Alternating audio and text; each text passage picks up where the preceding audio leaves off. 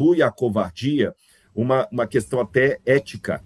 O covarde, está no Apocalipse, não entrará no reino de Deus. Agora, eu apelo para Santo Agostinho de Hipona, numa leitura que ele fez. Primeiro eu vou falar de Paulo, depois Agostinho. Paulo foi muito lúcido na sua antropologia ao dizer que em nós não existe bem nenhum. Ele fala, desgraçado homem que eu sou, quem me livrará do corpo dessa morte? Porque o bem que eu quero fazer eu não faço, o mal que eu não desejo, esse eu pratico. E aí eu Romanos lembro de Santo Agostinho 7. fazendo uma releitura disso. O Santo Agostinho dizia que quando ele era criança, está nas Confissões, ele dizia que ele amava roubar peras na casa do vizinho. E ele perguntava, o que me fazia querer as peras do vizinho? Fome? Não, tinha comida na minha casa. Vontade de comer pera? Não tinha pera na minha casa, mas as do vizinho eram proibidas. Então Santo Agostinho percebeu que nele não havia bem nenhum. Aí eu aprendo uma coisa da ética de Jesus, que isso talvez falta na ética nicômaco, na ética de Spinoza ou qualquer outra que nós possamos ter. A ética de Jesus não é meramente treinável, ela tem que nascer de um encontro com a graça. Por isso que Santo Agostinho fala demais da graça, a graça, a graça. Porque o ser humano em si mesmo, ele é naturalmente egoísta. Isso aqui vai por terra muito do evolucionismo darwinista, que nós estamos evoluindo, que nós estamos involuindo, né? Nós somos egoístas. É mais fácil odiar do que perdoar. É mais fácil ir lá e dar uma surra no cara se eu puder fazer isso do que perdoar. A nossa tendência, como o Agostinho falou, é querer roubar a pera do vizinho, mesmo que eu tenha peras na minha casa. Então, o sujeito precisa de um encontro com a graça. É a graça que me capacita a fazer aquilo que em mim mesmo eu não faria.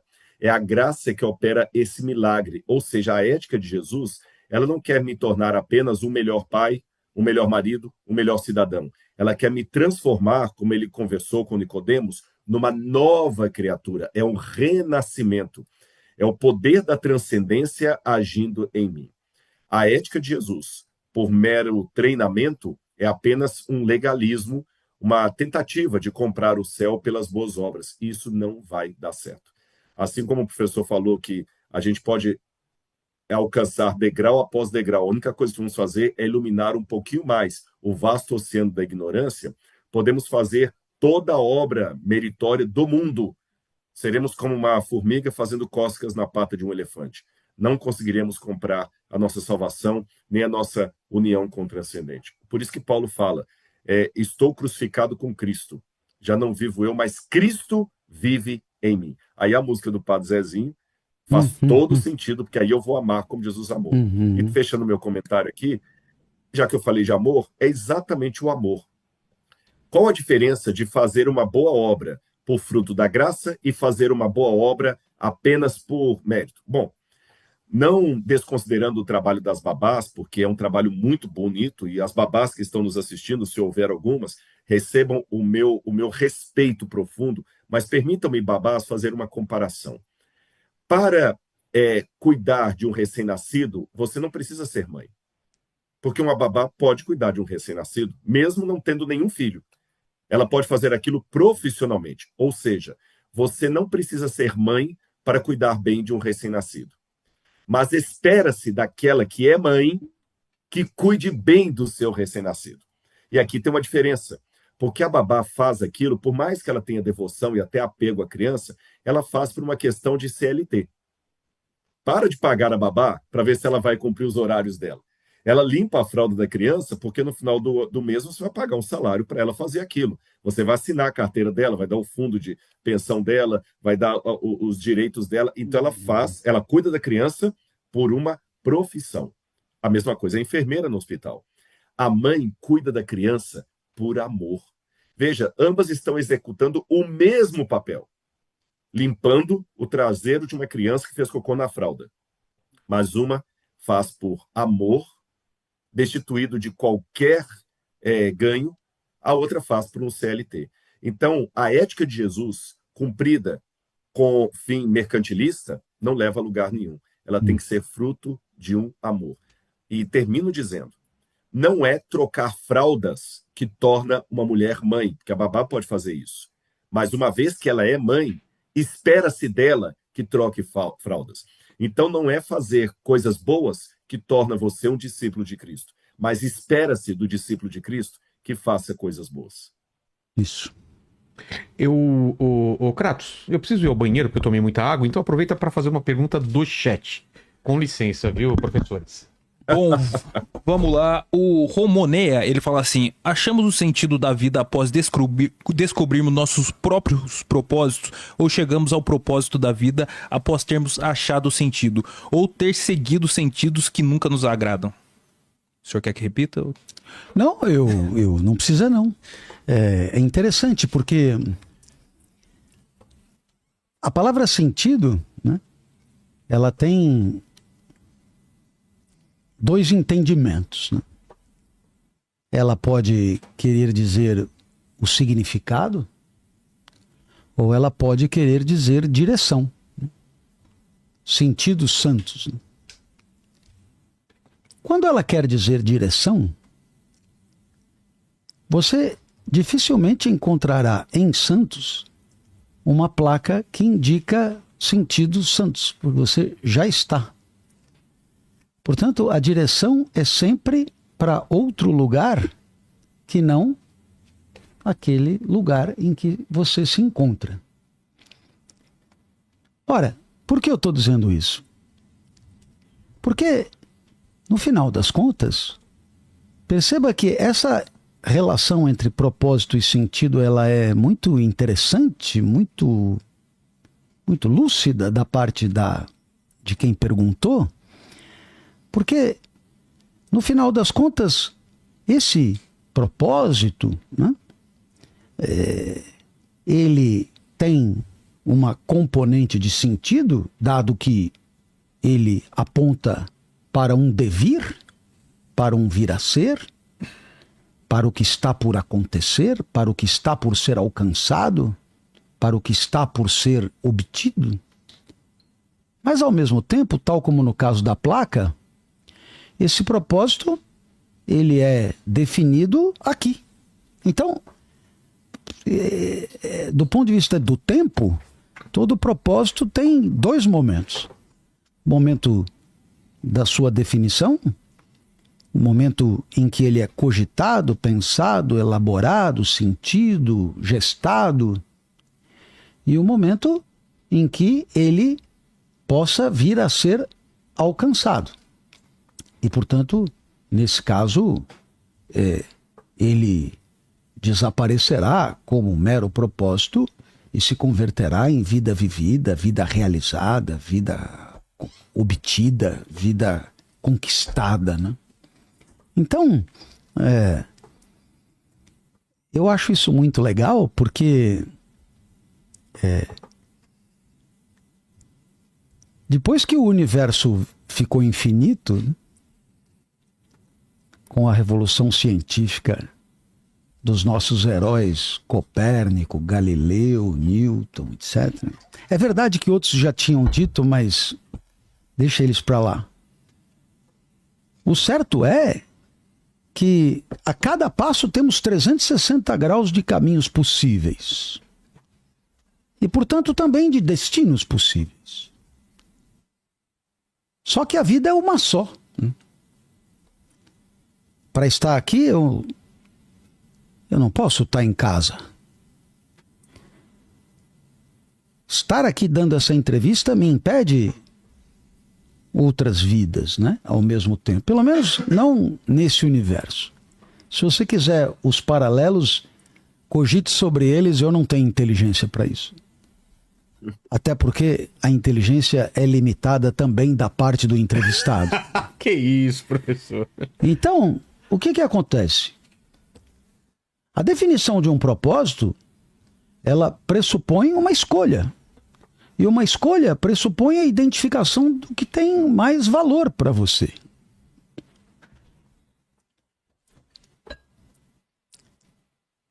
Então, eu acho que existe aqui um enorme problema que nós enfrentamos. E talvez sempre tenhamos enfrentado, mas eu, como só vivo há 60 anos, conheço melhor essa parte aqui. Que é esse despreparo que nós temos para lidar com valores. O fato dos valores não fazerem parte permanente da nossa reflexão, da nossa argumentação. Um indivíduo, então, que vive sem destino, ele está à mercê das marolas, né? Ele está à mercê das contingências, ele está à mercê das oportunidades de ocasião.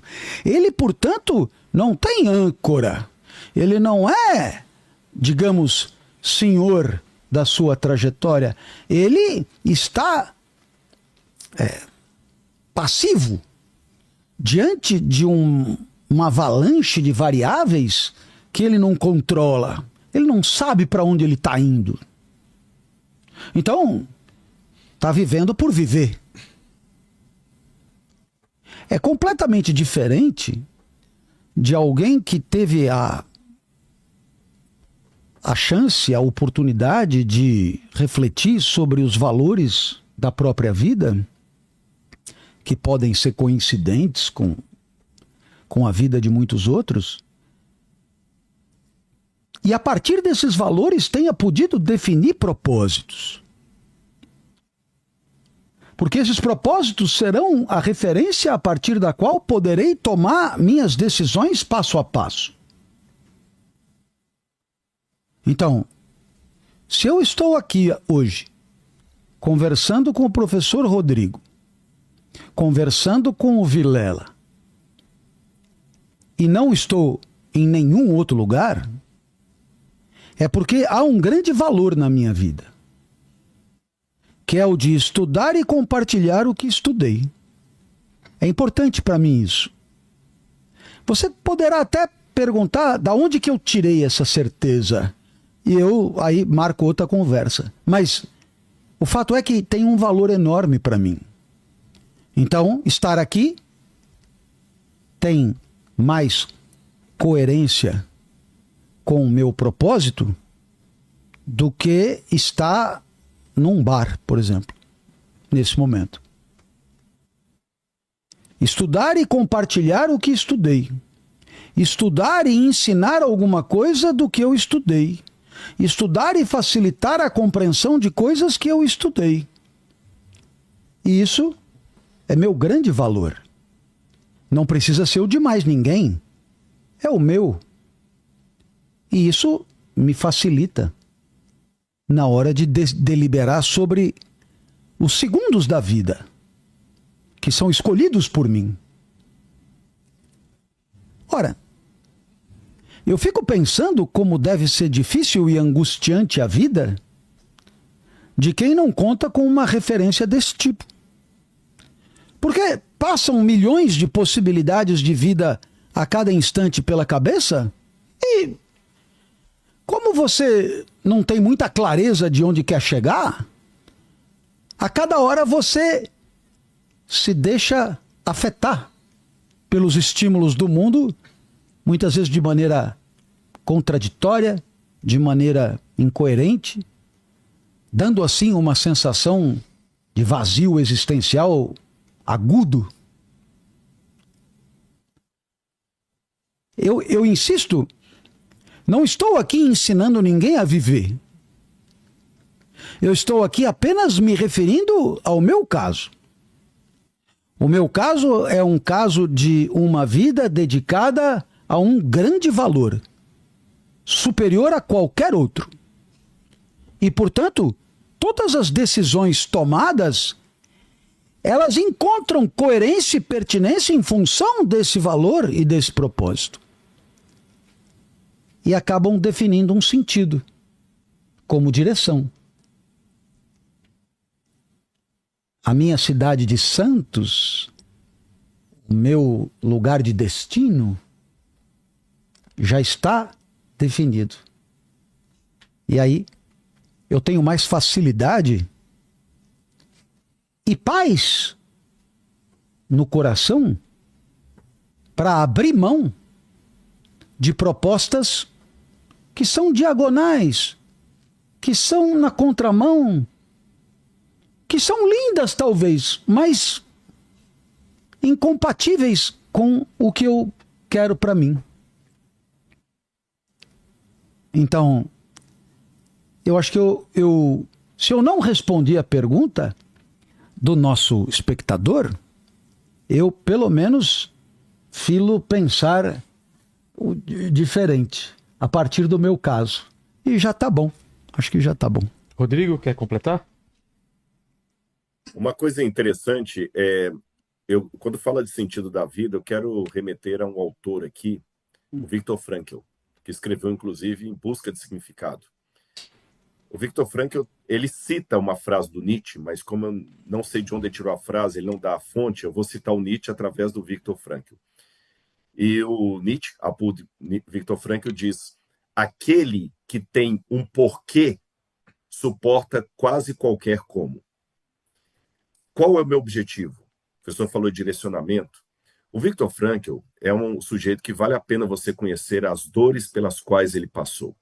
O Viktor Frankl teve a tragédia de recém-casado, ele estava com poucos meses de casado, começou a guerra, ele foi levado para o campo de concentração nazista, onde morreram de uma vez a mãe, a esposa recém-casado, o pai dele morreu no campo de concentração nazista, e um irmão dele também, que ele vai encontrar depois, que ele pensou que tinha morrido. E ele passou por Dachau e 2 vezes por Auschwitz. Viktor Frankl tinha a marca aqui dos campos de concentração.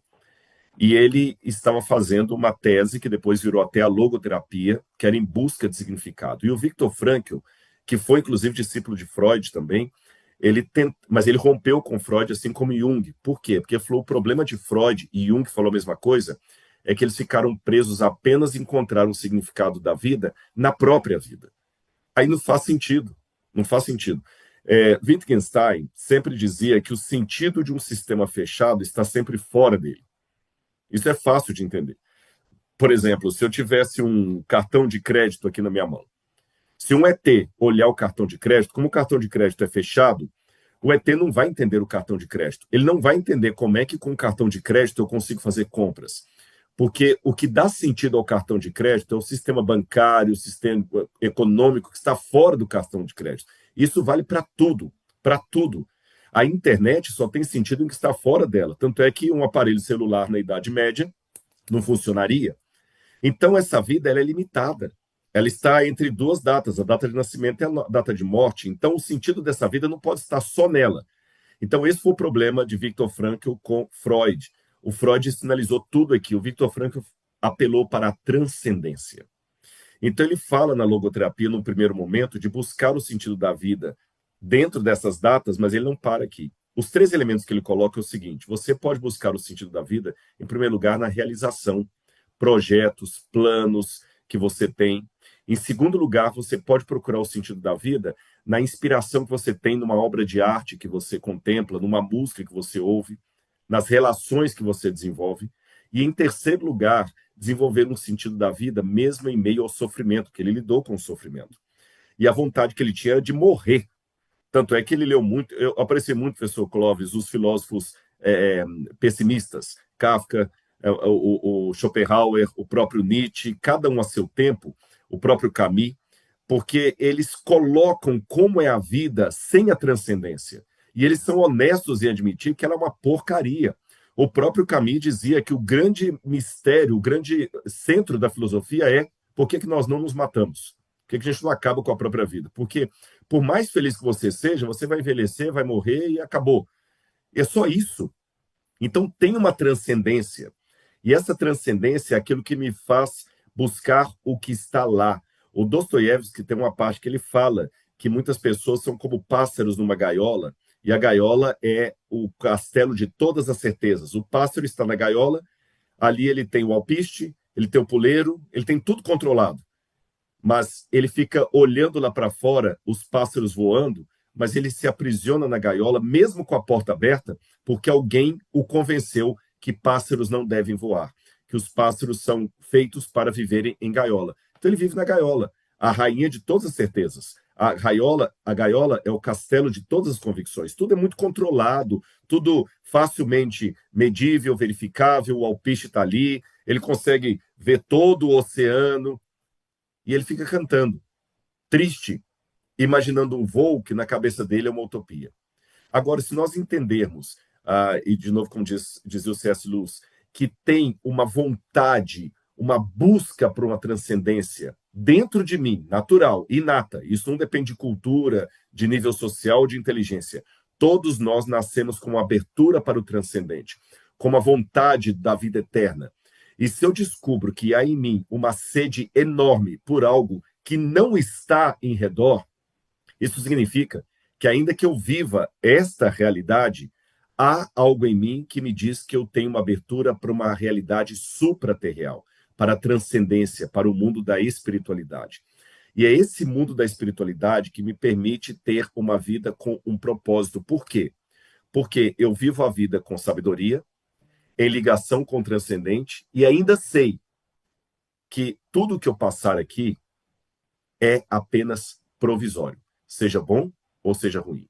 Aí a comparação que eu faço é com uma pessoa muito faminta que está à porta de um restaurante e recebe alguns aperitivos ali, alguma amostra grátis da comida. Ele come e abre mais o apetite dele. E o garçom fala, gostou do nosso tempero? Gostou? Gostei, eu quero mais. Calma, que o almoço será servido. Mas, se ele é uma pessoa que só limita o sentido da vida a essa vida material, ele vai ter que se contentar com aquela amostra grátis, mesmo que o estômago dele peça mais, porque a mente dele, a alma dele, o espírito dele, pede uma transcendência maior. Nós choramos pela... Tem uma música em italiano que diz assim, a sede do baile que não acaba mais. Nós queremos viver para sempre. A gente queremos que nós não queremos a morte nem do nosso ente querido. Há muitas pessoas resignadas que podem dizer assim, não, eu sei que vou morrer mesmo, eu estou preparado para a morte e tudo mais. Tá. E o seu filho? Tanto é que você não quer que ele morra antes de você. Então, por mais que nós filosofemos sobre como ter uma morte saudável, tranquila, ela ainda é algo que não faz parte do nosso ônus. Senão, nós não choraríamos a perda de um ente querido e não teríamos tanta repulsa da morte. A repulsa da morte, por mais que Darwin diz que é um processo natural da vida, não é. É alguma coisa que está onde não deveria estar. Então eu tenho uma abertura para algo maior e eu tenho que buscar e deixar o meu espírito buscar esse algo maior. Aí eu sei, com essa filosofia de vida, que as coisas ruins que eu enfrento são passageiras e as coisas boas são apenas amostra grátis de algo muito superior que a providência, que o transcendente, dê o nome que quiser, está reservando para aqueles que escolherem o caminho da luz, o caminho do bem. É aquela questão que uma vez até eu falei, o problema de muitos filósofos assim materialistas, ou eu falei do Kafka, do Schopenhauer e tudo mais, é que quando eles falam da existência e do propósito da vida, eles põem um ponto onde a teologia me obriga a colocar uma vírgula. A sepultura é o ponto. Na teologia, ela é uma vírgula. Essa vida é o ponto. Ela apenas tem uma vírgula. Essa é a questão que eu quero fazer uma pergunta que eu tenho certeza que os dois vão responder de maneira diferente. Então, primeiro para o Clóvis, você aceitaria uma vida imortal? O que seria a imortalidade aqui na Terra para você? Você aceitaria esse trato? Clóvis, vou te dar a imortalidade. Não, de jeito nenhum, né? Nesse ponto, eu entendo a vida marcada e definida pelo seu principal atributo, que é a finitude. E é no interior da finitude que a vida deve ser bem vivida. Se por acaso houvesse eternidade numa vida como a nossa, nada do que tenhamos pensado até hoje existiria ou teria pertinência. Porque não haveria pressa, não teria urgência? Todos os valores da vida pressupõem a sua escassez e a sua raridade. Portanto,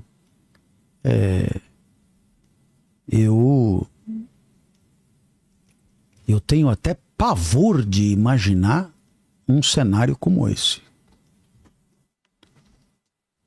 E, portanto, tenho certeza de que, como o professor explicou, estamos aqui dotados de razão que nos permite vislumbrar aqui e acolá algum fragmento de sabedoria que nos dá condição de uma vida que pretendemos que seja a melhor possível, que seja boa. Mas é claro que uma das virtudes que é comum a todos nós é a esperança. Todos nós queremos uma outra vida.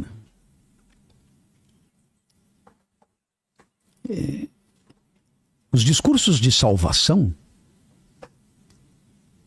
e a salvação é sempre diante de uma coisa ruim, e uma coisa muito ruim é o medo da morte. Então há uma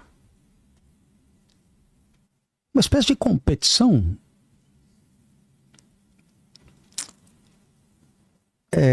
para ver quem é que propõe o discurso de salvação mais apaziguador de uma alma que tem medo de morrer.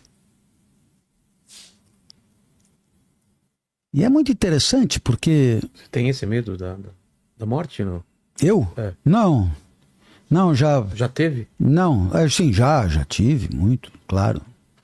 Agora já, à medida que você vê tudo se aproximar, você intensifica as reflexões e se eleva um pouco. Mas a esperança, assim como a fé, elas são virtudes provisórias. Porque se você espera pela vida eterna, uma vez chegada a vida eterna, a esperança não é mais esperança. Né? Esperança, como todo desejo, é na falta. Né? Também não tem mais sentido você ter fé. Você tem fé que estará do lado de Deus. Uma vez do lado de Deus, não há mais por que ter fé. Agora é uma constatação. A única virtude que permanece é o amor. O amor esse nos acompanha. Temos a possibilidade de viver amando antes, durante e depois, sempre.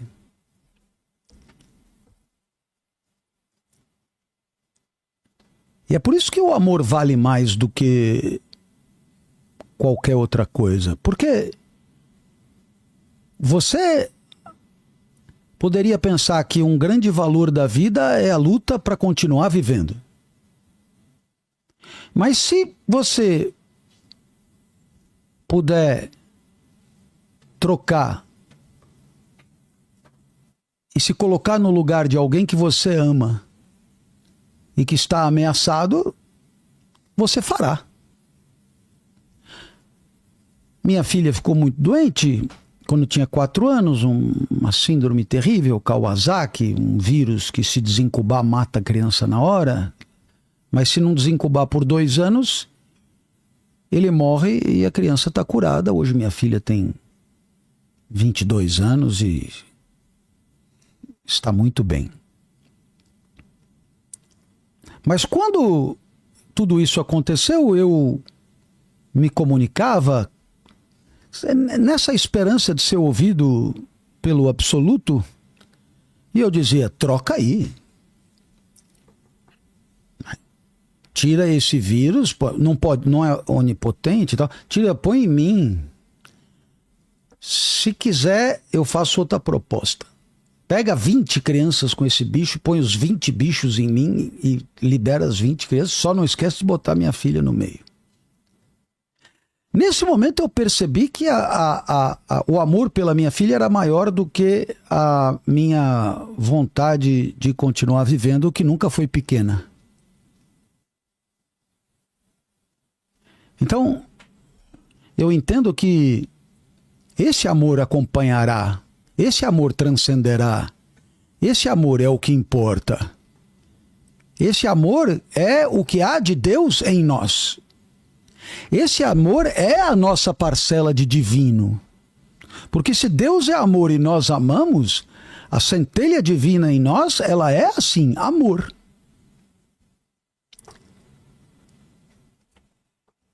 Outro dia eu estava pensando,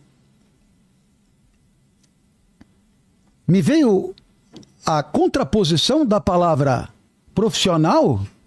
Quem não é profissional, isto é, troca uma atividade por uma contrapartida material qualquer, é amador, né?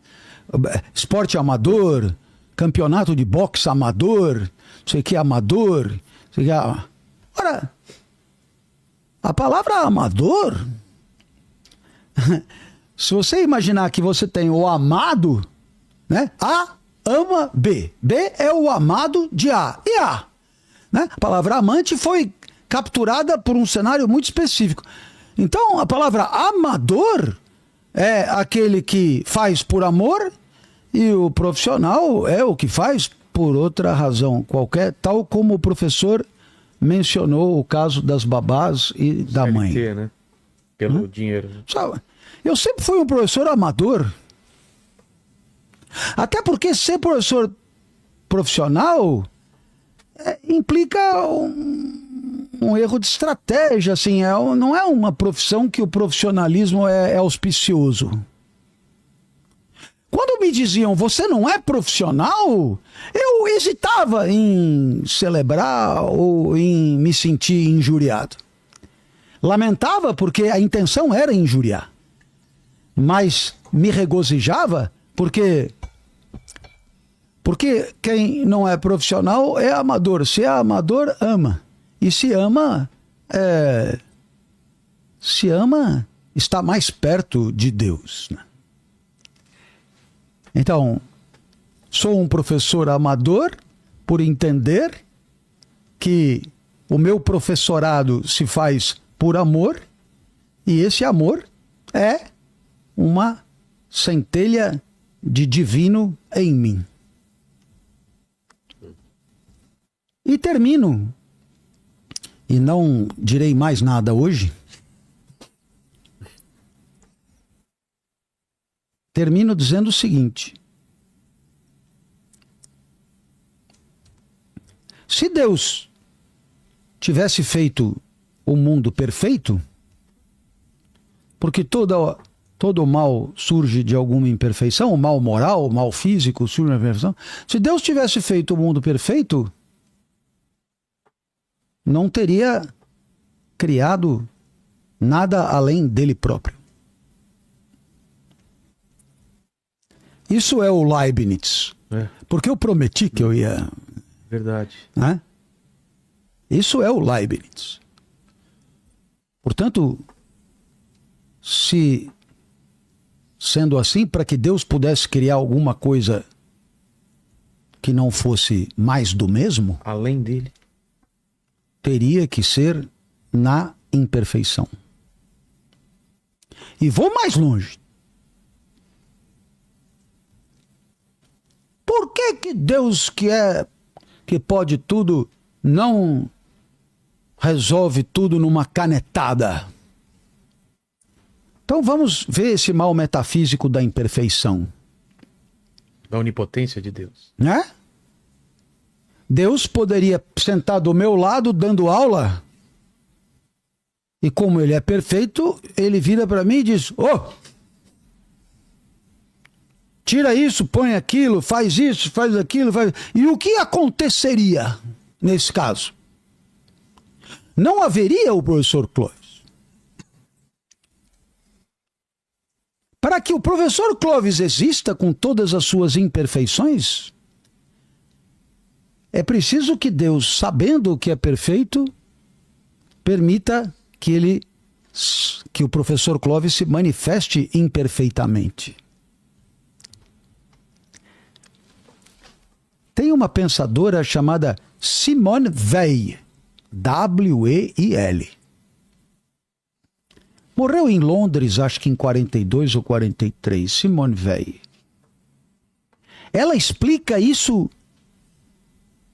com uma doçura inigualável.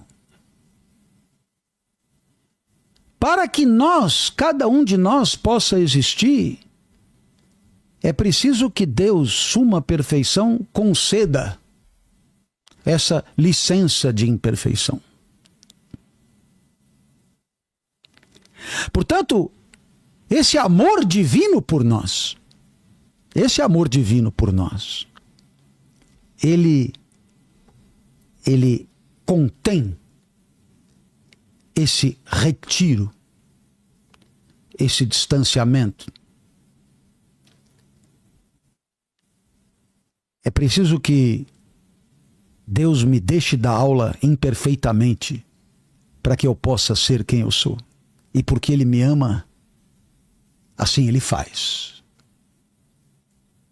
Se Ele ficasse me corrigindo o tempo inteiro, a aula seria perfeita e divina, mas não seria minha. A alegoria proposta é essa. O mundo são as pegadas de Deus na areia da praia. Deus passou por ali. Deus fez aquilo. Mas para que o mundo pudesse existir como uma criação outra em relação a ele próprio, é preciso esse recuo. É um amor de recuo.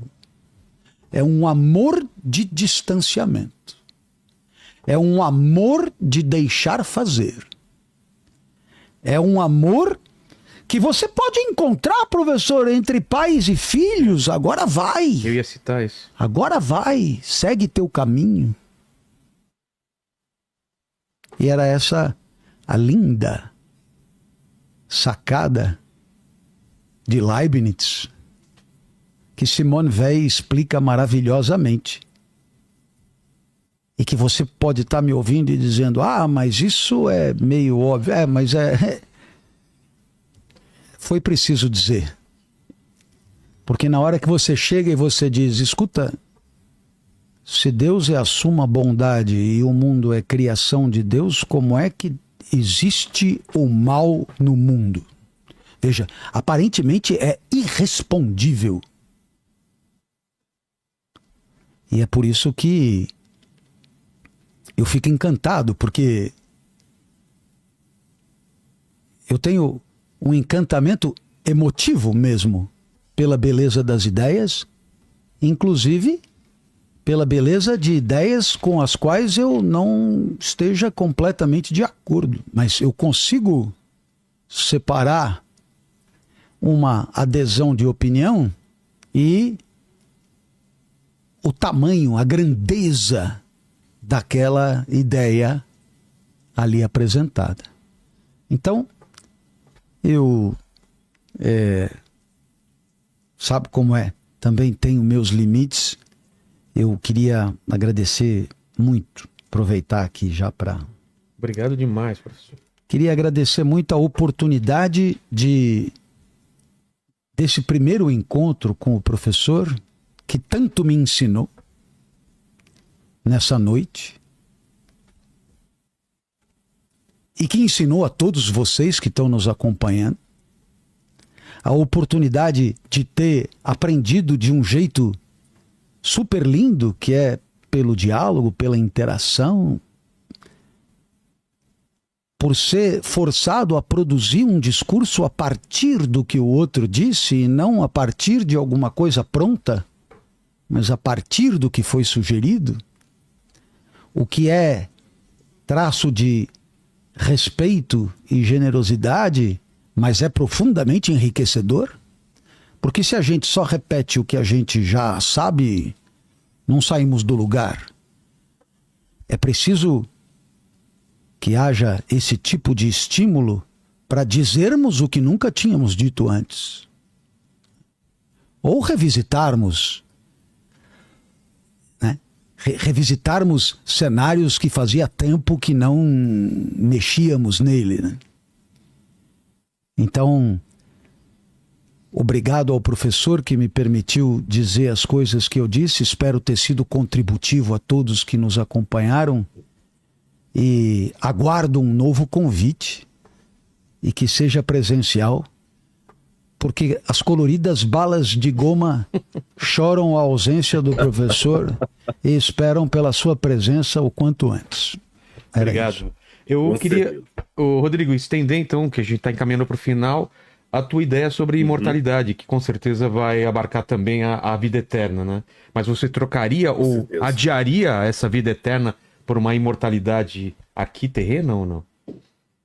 Olha, Vilela, não é apenas por uma questão de ser politicamente correto ou passar bem a ideia, mas eu não discordo do professor Clóvis. Você falou, olha, vocês vão dar ideias diferentes, mas até onde ele respondeu, eu concordo. Ele falou muito do Leibniz. Aí o Leibniz, ele era matemático e ele até criou um termo para elencar toda essa problemática, que é o termo teodiceia, Eu disse. que é compreendendo a existência de Deus num mundo de imperfeições. E ele usava os elementos da matemática.